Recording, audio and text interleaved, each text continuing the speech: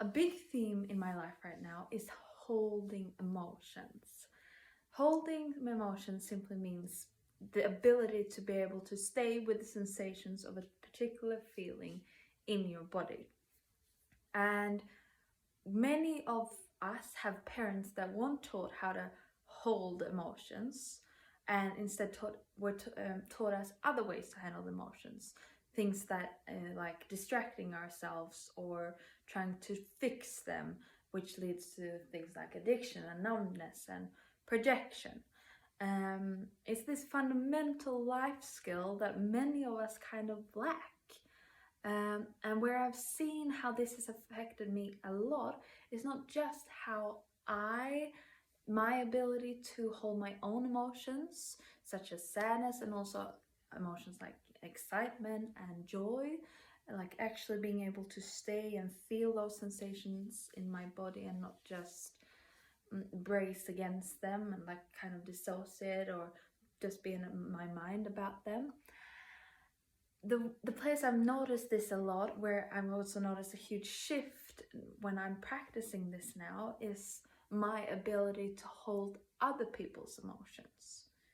Because if we have how our parents handle our emotions is how we learn how to handle our emotions. And if they weren't able to hold our emotions, we've also, many of us, continued that by not being able to, for example, just be okay, accept, allow, hold, steadiness, stability, not reacting to it. That's what holding is. Holding, for example, making someone else disappointed. And this prevents us from setting boundaries. Or we can't hold someone else's sadness. So when they talk about sadness, we're going to fix them and we're not present.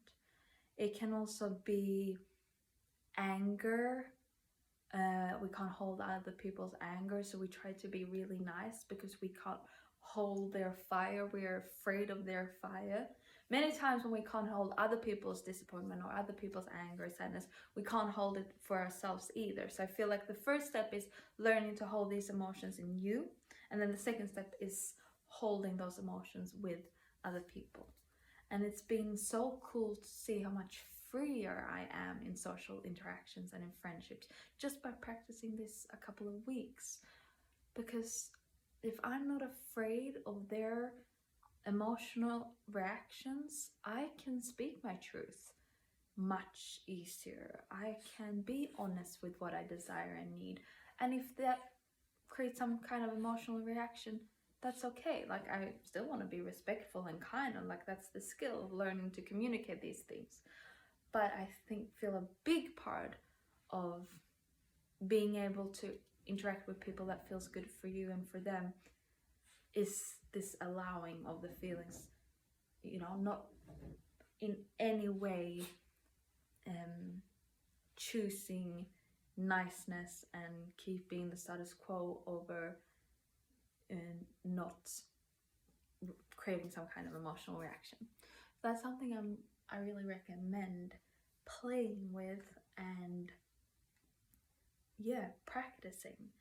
How, and just starting with noticing in your life, how well are you holding other people's different kinds of emotions: happiness, sadness, disappointment, anger, with your family, with friends. Maybe it's easier in some relationships, hard in others. Why is that? What stories are you telling about that? I think this is such a big, important topic that I want to see talked about more.